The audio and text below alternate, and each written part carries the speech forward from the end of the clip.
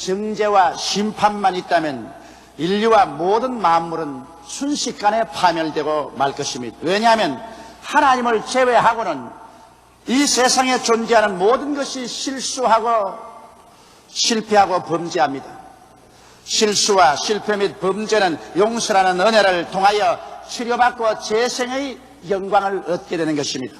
여러분, 우리 주위 환경을 살펴볼 때 자연 만물은 상처를 입으면 곧장 용서하고 치료하고 그리고 재생의 영광을 허락합니다.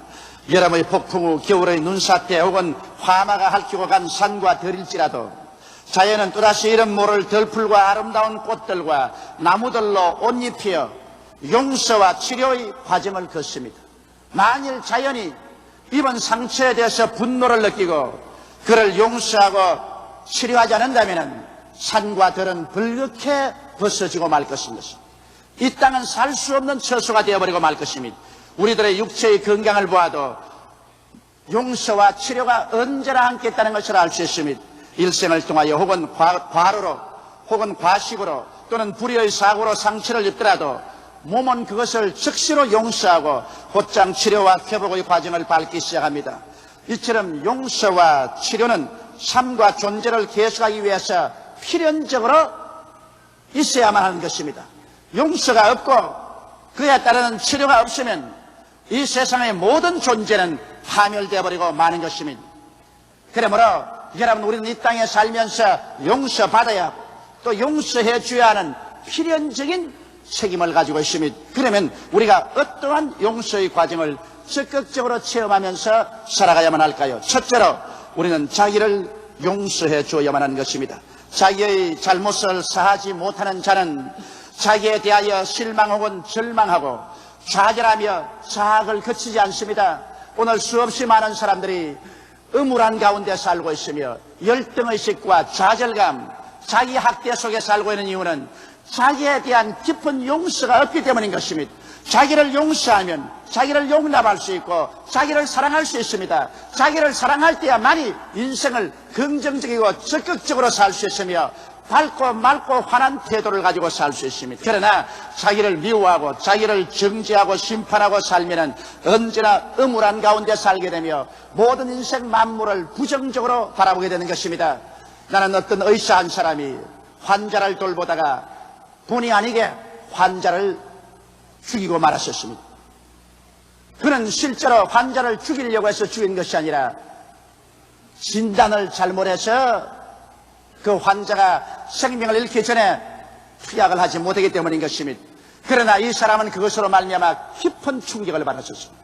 그러고 난 다음 자기를 용서할 수가 없었습니다. 자기는 의사의 자격이 없다. 자기는 이 이상 더 이제는 환자를 돌볼 아무런 능력이 없다고 생각했었습니다. 자기를 정죄했습니다. 심판했습니다. 자기를 박대하고 좌절감에 빠졌습니다. 그때로부터 식음을 전폐하고 심상에 들어 누워버렸었습니다. 가족들도 만나지 않고 사람들과 대화도 하지 않습니다. 눈은 충혈되어 시뻘겋게 되어 있습니다. 아무도 그를 도와줄 수가 없었습니다. 그러나 그의 조카가 예수를 잘 믿는 분인데 아저씨 곁에 가서 끊임없이 기도를 해 주었습니다. 그러고 난 다음 아저씨에게 성경 말씀을 들려주었습니다. 얼마나 비참한 죄악 가운데 떨어진 인생도 하나님께서 그 아들 예수님을 보내셔서 그 죄를 대신 짊어지고 십자가에서 몸짓고 피 흘려 죽으셨다는 것을 설명해 주었습니다. 그래서 예수님의 용서를 받아들이지 않은 것도 무서운 교만이라고 설명을 해 주었습니다. 그는 점점 그 조카 딸의 전도를 듣고 하나님 말씀을 읽기 시작하고 그 마음이 깨어졌었습니다. 그래서 그는 예수님 앞에 자기의 실수와 죄악을 다 회개하고 난 다음 그 마음이 깨어져서 자기를 용서해 줄 수가 있었습니다. 자기를 용서하자 자기 스스로를 사랑할 수가 있었습니다. 그러자 그는 밝고 맑고 환한 인격을 다시 복구하고 그 다음 다시 병원에 나와서 주사기를 들고 환자를 돌볼 수가 있었습니다. 이와 같이 사람들은 이 세상에 살면서 자기를 용서한다는 것은 필연적인 사실로 꼭 있어야만 하는 것입니다. 일생을 통하여 여러분 이 세상에 살면서 자기를 용서할 필요가 없는 사람은 아무도 없습니다. 가룟 유다는 자기를 용서하지 않았었습니다. 그런 예수를 은 30냥에 팔아먹고 그로 말미암아 다가온 깊은 정죄감과 고통 속에 몸부림쳤습니다만 결코 자기를 용서하지 않고 자기에게 복수하고 말았습니다. 여러분, 자기에 대한 절대적인 정죄는 자살입니다. 그래서 그는 목매어서 자살해버리고 말았습니다. 자기를 용서하기 위해서는 먼저 하나님께 깊은 용서를 체험해야만 되는 것입니다. 베드로 보십시오. 베드로는 예수 그리스도를 겟세마네 동산에서 버리고 도망쳤습니다. 예수께서 안나사와 가야바의 뜰에서 심판당할 때 그는 그곳에 같이 있었습니다. 그러나 적은 계집종 앞에서 세 번이나 예수를 모른다고 부인할 때 세 번째는 저주하고 맹세하여 가로되 내가 저를 도무지 알지 못한다고 말하셨습니다. 그때 상처투성이의 예수께서 고개를 돌려 베드로를 보았습니다. 그는 그 마음속에 두 날 가진 날카로운 검으로 찔리는 것 같았습니다. 그 길로 뛰쳐나와서 그는 바깥에서 땅을 치며 통곡하고 울었습니다. 그는 그때 좌절하고 말한 것입니다. 자기에 대한 미움이 꽉 들어찼습니다. 저는 자기를 용서할 수 없다고 생각했습니다. 완전히 자기를 정죄하고 말았었습니다. 그는 어둡고 캄캄한 삶을 살았었습니다. 얼마 있전에 그는 말하기를 나는 이제 고기 잡으러 간다. 나는 이제 예수 그리스도의 제자가 될 자격이 없다. 나는 부림받은 사람이다. 그래서 갈릴리로 내려가서 옛 배를 끄집어내고 그물을 다시 간추려서 먼지를 털고 고기를 잡으러 나갔지만은 자기를 정죄하고 좌절한 사람은 이 세상에 성공하지 못합니다. 왜냐하면 인생을 살면서 모든 적극성을 다 잃어버립니다. 할 수 없다. 이젠 절망이다. 나는 버림받았다는 생각 때문에 적극적으로 인생을 살 수 없으므로 무엇을 해도 실패합니다. 베드로는 배를 타고 가서 그물을 던져서 잡아당겼으나 한 마리도 잡히지 않습니다. 열성이 없고 적극적인 태도를 잃어버린 그에게 고기가 잡힐 리가 없습니다. 새벽까지 그물을 던져도 한 마리도 못 잡았습니다. 새벽 안개가 갈릴리 해변을 잔뜩 덮었을 때 그 안개 건너편에서 예수님이 서서 말씀했습니다. 얘들아, 무엇이 있느냐? 아무것도 잡은 것이 없습니다. 배 오른편에 그물을 던져보라. 오른편에 그물을 던지니 고기가 많이 애워져 그물이 찢어지는지라. 요한이 말하기를 예수님이시다라고 말했습니다. 베드로는 예수님을 바로 만날 체면이 없었습니다. 그는 자기 스스로가 무자격자로 심판하고 말았기 때문입니다. 그래서 그 찬 바닷물에 뛰어들어가서 그는 헤엄을 치고 나왔었습니다. 그리고 온몸이 물에 적신 대로 예수님 앞에 섰습니다. 지하들이 다 나오자 예수님은 이미 불을 지펴놓으시고 떡을 구우시고 생선을 구워서 지하들을 배불리 먹이셨습니다. 그러고 난 다음에 이제 베드로를 용서하는 과정을 예수님이 가지셨습니다. 예수님께서 베드로를 보시고 하신 말씀이 베드로야, 이 모든 사람보다 너는 나를 더 사랑하느냐? 베드로가 말하기를 주여 내가 주를 사랑하나이다. 베드로는 어린 양을 먹이라고 말했었습니다. 그 다음 또 예수님께서는 베드로야, 이 모든 사람보다 나를 더 사랑하느냐? 베드로가 주여 내가 그러하외다. 그러면 내 양을 치라고 하셨습니다. 그 다음 예수님께서 또다시 세 번째 베드로야, 너희가 이 모든 사람보다 나를 사랑하냐고 말씀하시므로 베드로가 마음에 심히 근심하고 두려워하면서 주여 내가 주를 사랑하는 줄 주께서 아시나이다. 대답하자 주님께서 내 양을 먹이라고 말했습니다.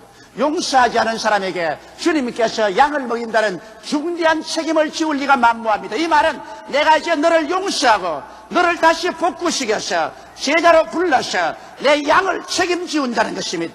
그리고 주님께서 일어나 나를 따르라고 말하셨습니다. 예수님에게 베드로는 용서를 받자 그 마음속에 깊은 치료가 다가왔습니다. 베드로는 자기를 용서할 수가 있었습니다. 자기를 용납할 수가 있고 자기를 사랑할 수가 있었습니다. 그러므로 베드로는 힘차게 일어나서 다시 그 인격이 밝고 맑고 환하며 긍정적이고 적극적인 사람으로 변화를 받게 된 것입니다. 여러분, 자기 혐오에 빠져 허덕일 때 하나님 앞에 회개하고 깊이 용서를 받으면 자기를 용서할 힘이 생기고 인격의 심층에서 치료가 다가오게 되는 것입니다. 오늘 그러므로 자기를 용서하지 않은 사람은 이 세상에서 아무것도 할 수가 없습니다. 무엇보다도 자기의 영혼의 가장 깊은 곳에 치료를 받고 자기를 사랑하기 위해서는 여러분 십자가 앞에 나와서 여러분의 모든 잘못을 다 회개하고 십자가에서 넘쳐나는 그리스도의 사랑을 받아들이고 하나님의 용서를 받아들여서 용서받고 그 다음 자기 자신을 용서하고 자기를 용납하고 자기를 사랑하는 여러분이 되시기를 주님 이름으로 축원합니다. 그럴 때 우리는 이 세상에 자기와 자기 운명을 사랑하고 행복하게 살아갈 수 있는 것입니다. 둘째로 우리가 해야 될 일은 이웃을 용서해야만 되는 것입니다. 이웃을 용서하지 못하고 이웃을 심판하고 정죄하는 사람은 위선자입니다. 왜냐하면 사람은 자기가 죄가 많고 용서받지 못할 감추인 죄가 있으면 있을수록 더 신랄하게 무섭게 이웃을 심판하고 정죄하게 되는 것입니다. 옛말에 종이 종을 부리면 촛대뼈를 불어놓는단 말이 있습니다. 우리 생각에는 시집살이 무섭게 한 시어머니가 며느리를 얻으면 아주 사랑으로 대할 것 같지만은 실상은 그렇지 않습니다. 시집살이 심히 한 시어머님일수록 며느리를 맞이하면 안 죽을 만큼 시집살이를 시킵니다. 그것이 사람의 심리적인 환경입니다. 남을 심히 정죄하고 심판한 사람일수록 그 마음속에 깊은 위선의 인격을 가지고 있습니다. 요한복음 8장 1절로 11절에 보면 예수님께서 성전에 나가서 복음을 전가하는데 수많은 사람이 모였었습니다. 그런데 갑자기 저 밖에서 여인의 울음소리가 나고 사람들의 웅성거리는 소리, 고함소리가 들렸습니다. 일시에 사람들이 돌아보니까 여기 한 여자가 끌려옵니다. 그는 머리가 산발이 되고 옷은 찢어지고 신발은 벗었고 몸은 상처 있고 눈은 울어서 충혈되어 있었습니다. 바리새 교인, 사두개 교인, 율법사, 즉 모세의 제자들이 이 여자를 끌고 와서 예수님 발 앞에 내동댕이 치고 난 다음 외쳐 말하기를 선생이여, 이 여자는 가늠하다가 현장에서 잡혔습니다. 모세의 율법에는 이 여자를 돌로서 쳐 죽이라고 말했습니다. 손에 돌을 들어 보였습니다. 예수님, 당신은 이 여자를 어떻게 하겠습니까? 예수님은 즉시로 허리를 굽혀 손가락으로 글을 썼습니다. 무슨 글을 썼다는 내용이 기록되어 있지 않습니다. 그러나 성과 같이 이 사람들이 예수여, 이 여자를 당신은 어떻게 하겠습니까? 독촉하는지라 예수님이 고개를 들으셔서 이 사람들의 눈을 뚫어지게 바라보시고 난 다음 말씀하셨습니다. 너희 중에 죄 없는 자가 먼저 돌로 이 여자를 쳐라. 예수님의 이 말씀은 두나 가진 금보다 예리하게 그들의 양심을 꿰뚫었습니다. 간담이 서늘했습니다. 즉시로 예수님은 고개를 숙여서 허리를 굽혀 손가락으로 분노한 손가락으로 글을 썼습니다. 틀림없이 그들의 감추인 위선의 죄악을 백일천하에 드러내놓았을 것입니다. 이것을 보고 놀란 사람들은 모두 다 돌멩이를 내버려두고 그러마 날 살려라 도망을 쳐버리고 말한 것입니다. 위선자들입니다. 이 여자를 돌로서 쳐 죽일 만큼 의로운 자였다면 예수님 앞에 당당히 서야 될 것 아닙니까? 그러나 자기들의 죄는 다 감추어 놓고 이 여자의 죄는 덜추어내어서 고소하고 정죄하여 죽이려고 하는 이 사람들은 위선자였습니다. 그렇기 때문에 예수님께서 공명정대하게 그들의 실상을 드러내려고 하자 다 도망치고 말한 것입니다. 여러분, 이 세상에서 죄 없는 예수님은 죄인을 불쌍히 여기시고 사랑해서 살리려고 했었습니다. 예수님은 이 여자를 보고 고개를 들라 주위를 살펴보라, 너를 고소하고 정죄하는 자가 있느냐고 하셨습니다. 이 여자가 보니 아무도 없었기에 주여 없나이다. 예수님 말씀하기를 나도 너를 정죄하지 아니한다. 집에 돌아가서 다시 죄를 짓지 말라고 말하셨습니다. 주님은 죄가 없으신 하나님의 아들이십니다. 그렇기 때문에 죄인을 불쌍히 여기고 긍휼히 여깁니다. 죄인을 불쌍히 여기지 않고 고소하고 심히 정죄하는 사람은 위선자인 것입니다. 그러므로 여러분과 내가 위선자가 되지 않기 위해서는 이웃을 용서할 줄 알아야만 되는 것입니다. 용서 안 하는 사람일수록 그런 위선자인 것이요, 용서하는 사람일수록 하나님께 용서받은 의인들인 것입니다. 여러분, 그러므로 우리들은 이 세상에 살면서 내가 용서받는 것이 필요한 것처럼 내 이웃도 용서해 줘야 되는 것입니다. 베드로가 한 번은 예수님께 나와서 물었습니다. 주님, 내게 범죄한 사람을 7분 용서하면 충분하겠지요? 베드로 생각에는 7분이면 최대로 용서해 준다고 생각했습니다. 그럴 때 예수께서 말씀하기를 아니라 내가 내게 말하니 7분씩 70번이라도 죄를 짓고 회개하고 나오거든 용서해 주라고 말씀하시고 이런 비유를 들어 말씀하셨습니다. 한 임금님이 신하와 비청산을 하는데 한 신하를 부르니까 그 신하가 1만 달란트 빚을 졌습니다. 1만 달란트라면 우리 한국 돈으로 약 100억 원 가까이 됩니다. 갚을 수가 없으면 자기 몸도 팔고 처자도 팔고 재산을 다 팔아서 빚을 갚도록 명령하니까 이 사람이 땅에 엎드려 통곡하고 울면서 용서를 해달라고 빕니다.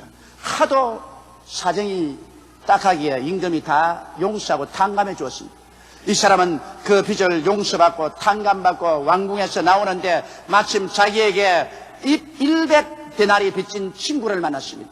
100데나리라면 우리 한국 돈으로 지금 한 150만 원쯤 됩니다.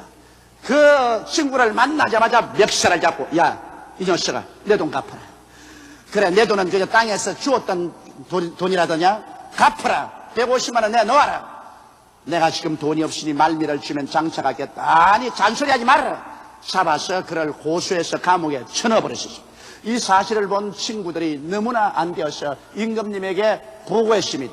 임금님이 그 말을 듣자 이 사람을 다시 호출해서 왕궁에 불러들이고 난 다음에 엄히 명령하셨습니다. 야, 이 나쁜 놈아, 나는 너가 통회하고 간청하기에 100억 원의 빚을 다 탕감해 주었는데 너는 왜 너희 친구 150여만 원 빚진 자를 탕감하고 용서해 주지 못했는가? 이 사람을 잡아서 그 빚을 다 갚을 때까지 감옥에 넣어 고통을 주라고 말하셨습니다. 그러고 난 다음 예수께서 말씀하시기를 너희도 진심으로 너희 이웃을 용서해 주지 못하면 하늘에 계신 아버지가 이렇게 하시라고 말한 것입니다. 오늘 많은 사람이 인생을 살면서 이유 모를 심령의 고통을 가지고 삽니다. 혹은 가정의 고통이 끊어지지 않습니다. 육체 질병과 고통이 끊어지지 않고 생활의 여러 가지 시험과 고통이 끊어지지 않은 사람은 혹시 여러분 원한을 품고 이웃의 죄를 용서해 주지 아니하므로 하나님께 심판을 받고 있지 않은가 생각해 봐야 될 것인 것입니다. 우리가 하나님께 나갈 때는 반드시 이웃의 죄를 용서하고 써야만 되는 것입니다. 성경에는 우리가 우리에게 죄 지은 자를 사하여 준 것 같이 우리의 죄를 사하여 달라고 기도하라고 말했었습니다. 우리가 서서 기도할 때 아무에게나 혐의가 있거든 용서하라. 그리해야 하늘에 계신 내 아버지께서 너희 허물을 용서하여 주시라고 말씀하는 것입니다.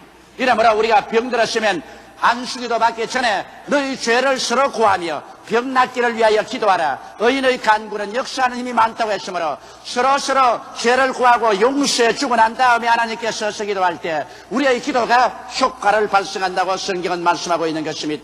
용서치 못할 때 고통당한다는 것을 잊지 마시기 바랍니다. 먼저 내 양심의 고통을 당하고 내 육체의 고통을 당하고 생활과 환경에 고통이 다가온다는 것을 잊지 말아야 되는 것입니다. 이러므로 일생을 살면서 용서가 필요하지 않은 사람은 한 사람도 없습니다. 그러므로 자기가 용서가 필요한 것처럼 다른 사람에게도 용서해주는 여러분이 되시기를 주님의 이름으로 축원합니다. 셋째로 용서에 대한 우리 하나님의 뜻을 알아봐야 되겠습니다. 여러분, 하나님께서는 용서하는 것이 아버지의 뜻입니다. 그렇지 않고야 하나님께서 어찌해서 아담과 하와가 에덴 동산에서 범죄했을 때 그대로 멸해버리지 아니하시고 짐승을 잡아 피를 흘리시고 가죽을 벗겨 옷을 입혀서 내보냈겠습니까? 이것은 상징적인 의미가 있습니다. 왜냐하면 아담과 하와가 죄를 지었으므로 타인이 피를 흘려서 그 가죽을 벗겨 입혀야 산다는 것입니다. 이것은 장차 하나님의 아들 예수께서 오셔서 피를 흘려셔서 죄를 속하고 그 의의 이복을 벗어서 인류에게 입혀줄 것을 상징적으로 보여주신 것입니다. 구약 4,7년 동안 짐승의 피가 강물처럼 흘러셨습니다. 이것은 구약 4,000년 내내 하나님은 인류를 용서하기 위해서 세우러 그 아들 예수님이 오셔서 피를 흘릴 것을 예언한 것입니다.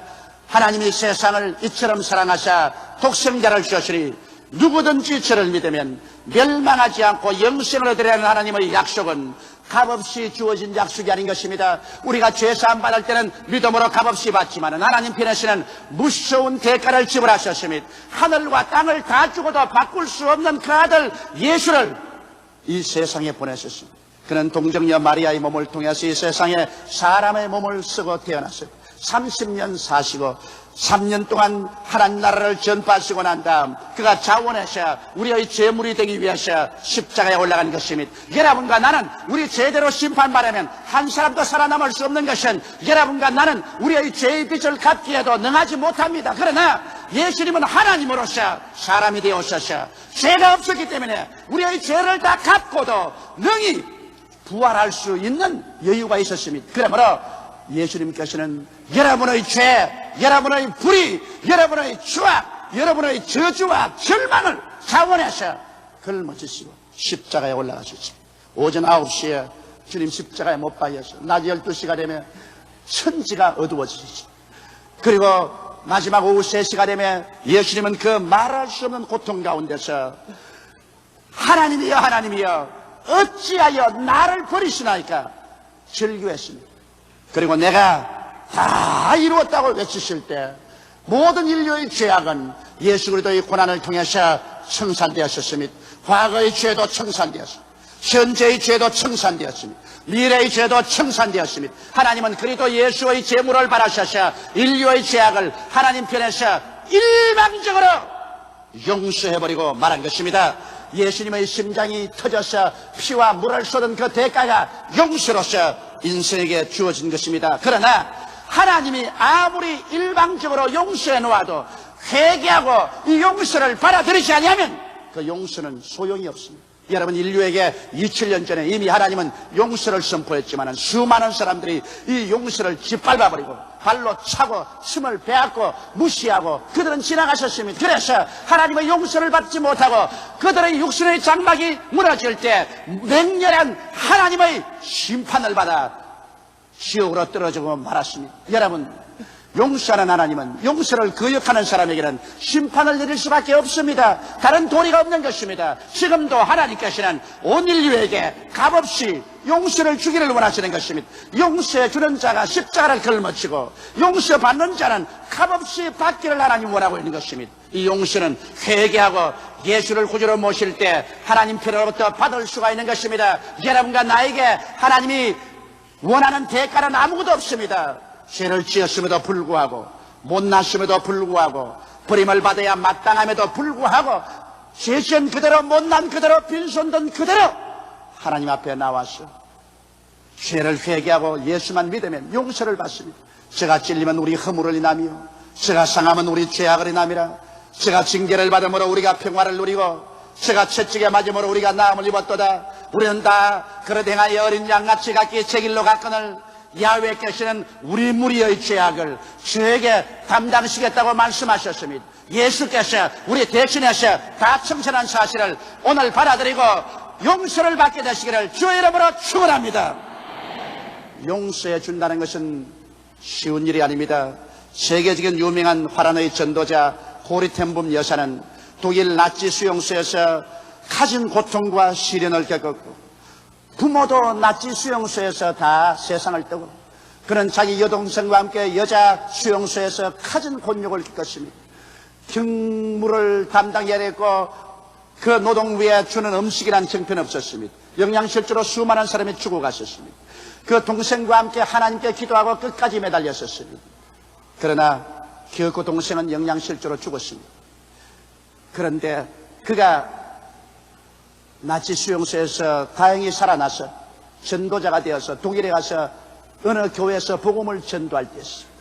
예수 그리스도의 복음을 전하고 난 다음에 회개할 사람 앞으로 나오라고 하니까 그게 수염이 듭수룩한 중년 신사한 사람이 나오는데 그는 그 사람을 보자마자 소스라쳐 놀라고 갑자기 그 심장의 피가 거꾸로 흐른 것 같았습니다. 그 마음속에 분노가 폭발했었습니다. 그는 순간적으로 얼어붙은 것 같다고 그의 기억력은 다시 한번 나치 수용소로 돌아가셨습니다. 그 사람은 다른 사람 아닌 여자 수용소에 책임을 지고 있던 독일 병사였습니다. 그 독일 병사가 자기와 자기 여동생을 사무실로 끌어들여 놓고 온 전신을 빨가벗기고 가진 인간으로서 견딜 수 없는 모욕과 수치를 가한 그 독일 병사였습니다. 그 독일 병사는 지금 살아서 수염이 듭수룩해서 교회에서 설교를 듣고 회개할 사람 나오긴 앞으로 나오는데 그 병사가 농락했던 자기와 자기 동생 그는 이미 죽었지만은 그는 어디에 있습니까? 그들의 마음에 입은 상처는 끝이 없었습니다. 그는 그 독일 병사를 보자마자 뛰어내려가서 멱살을 잡고 야 이놈아 너 그러고도 하나님이 두렵지 않느냐 태양을 쳐다보고 살고 있느냐 이렇게 외치고 싶었다는 것입니다. 온 피가 거꾸로 역류하고 온 몸이 다 얼어붙고 분노가 하늘로 사무쳤습니다. 그럴 때 주님께서 자기 마음속에 뚜렷이 말씀하더랍니다. 고리된 부마 너를 빨가벗기고 너 동생과 함께 온갖 인간으로서 견딜 수 없는 수모를 주던 그 독일 사람이 지금은 민간인이 되어서 너 앞에 서서 회개하고 나오고 있는데 너 마음속에 그를 보고 분노하고 용서해 줄 마음이 생기지 않지. 그러나 용서해 주는 자가 십자가를 걸머진다. 나는 내가 지은 백성이 나를 버리고 나가서 나를 향해서 모욕하고 침뱉고 온갖 흉악한 짓을 다할 때 내가 그들의 죄를 내가 짊어지고 십자가에 못 박였다.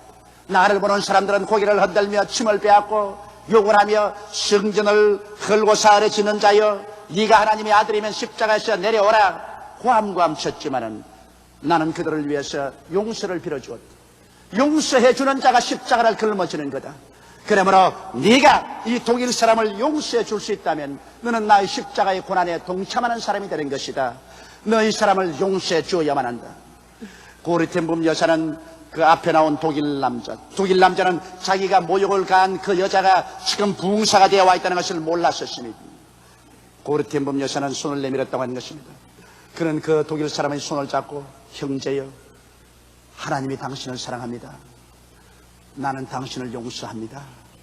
예수께서 당신을 위해서 십자가에 못 박아 죽으셨으니 내가 당신을 정죄할 수 없습니다. 당신을 위해서 기도합니다고 그가 기도해 줄 때 그의 온 혈관 속에 그리스도의 사랑이 불길처럼 타오르더라는 것입니다. 하나님의 사랑이 마치 바다의 파도처럼 그 영혼 속에 사무쳐 오더라는 것입니다. 그는 그곳에서 한없이 울고 통곡하며 예수께서 우리를 위해서 얼마나 큰 모욕을 참으시고 얼마나 큰 슬픔을 참으시고 십자가를 걸머졌다는 것을 만분지일이라도 체험할 수 있다는 것입니다. 그래서 그 독일 사람을 용서하고 그가 그 예배를 마치고 나올 때 진실로 그리스도의 사랑을 조금이라도 뼛속까지 느끼며 체험할 수 있다는 이런 간증을 기록한 것을 제가 읽어보았었습니다. 여러분, 이 세상에는 용서받는 사람이 대가를 지불해야 될 것 같지만은 그렇지 않습니다. 용서해 주는 사람이 자기가 상처를 입고 짓밟히고 모욕을 당했음에도 불구하고 그 상처를 참고서 용서해 주는 것입니다. 그러므로 용서해 주는 사람은 십자가를 걸머지지 않고는 용서할 수 없습니다. 그러나 십자가를 지고 용서하는 사람은 진실로 예수 그리스도의 사랑에 참여하는 사람이 되는 것입니다. 이러므로 오늘 이 시간에 십자가를 걸머지고 남편을 용서해 주십시오. 십자가를 걸머지고 아내를 용서해 주십시오. 십자가를 걸머지고 부모를 용서하십시오. 자식을 용서하십시오. 십자가를 걸머지고 이웃을 용서하고 원수까지라도 용서해 주십시오. 용서 속에만이 치료가 흐릅니다. 복수 속에는 치료가 있을 수가 없습니다. 원한에 대한 복수를 하면 또다시 복수가 연급보지 치료는 없습니다. 그러나 용서 속에 한없는 하나님의 치료가 임하시며 치료의 뒤에 사랑이 임하셔서 참으로 긍정적이고 적극적이며 밝고 맑고 환하게 인생을 살아갈 수 있는 것입니다. 오늘 이 시간에 사랑하는 형제 자매 여러분, 여러분이 죄를 지었음에도 불구하고 못났음에도 불구하고 하나님을 거역하고 반역하며 추악한 삶을 살았음에도 불구하고 그 죄는 예수님께서 다 책임지고 십자가에 올라가서 아무 불평 없이 아무 원한 없이 이를 깨물고 눈물을 흘리며 온갖 고통을 다 당하면서 지불해 주셨습니다. 예수님께서 지불하신 그 은혜는 우리가 이 세상에서 인간의 생각으로 청량할 수 없을 것입니다. 천국에 올라가서 억금만년이 지나도록 주님께 감사해도 그 감사를 다하지 못할 것입니다. 예수님께서 그 고통을 통해서 여러분의 죄를 다 청산해주고 이제는 용서를 선언했습니다. 수고하고 무거운 짐진 자들은 다 내게로 오라. 내가 너희를 쉬게 하겠다고 말씀하고 있습니다. 이러므로 오늘 이 시간 고집 부리지 말고 우리 회개하십시다. 그리고 하나님 앞에 나가서 하나님, 내게 베풀어 주신 용서를 받아들입니다. 하나님이여, 나를 불쌍히 여기시고 용서하여 주옵소서. 이제는 내가 예수를 구주로 믿고 하나님을 아버지로 섬기고 하나님의 영광을 위해서 살겠으니 나를 거두어 주시옵소서. 마음 문을 열고 주님 앞에 나가십시다. 이미 예수를 믿은 우리들은 더 깊이 십자가를 우리 가슴에 받아들이고 더 깊이 용서를 체험해서 그 용서 가운데 나를 더 깊이 용서하고 내 이웃을 더 깊이 용서해서 나를 통하여 치료와 사랑이 강물같이 흘러나가도록 되시기를 주님의 이름으로 축원합니다. 다 같이 고개시켜 기도드리겠습니다. 전능하시고 거룩하신 하나님 아버지, 우리는 다 부족하고 연약한 사람들입니다. 죄를 짓고 불의하고 추한 사람들입니다. 완전한 사람은 아무도 없습니다. 내 아버지 하나님이시여, 내게 하나님 앞에 용서가 필요한 것처럼 내게 죄 지은 자를 내가 용서할 수 있게 도와주시옵소서. 용서하는 것이 십자가를 걸머지는 것처럼 괴로울지라도 예수님이 날 위하여 십자가 걸머졌으므로 나도 십자가를 걸머지고 용서해야 될 의무와 책임이 있다는 것을 알게 도와주시옵소서. 하나님 아버지여, 오늘 이 시간 교회에 출석하신 분 중에서 아직 하나님의 용서를 받아들이지 못한 사람이 있습니까? 예수를 믿지 않은 사람, 믿다가 타락한 사람이 있습니까? 그렇다면 성령으로 감동하여 주셔서 오늘 일생일대의 기회인 아버지의 용서를 받아들이게 도와주시옵소서. 예수님 이름 받들어 기도드리옵나이다. 아멘.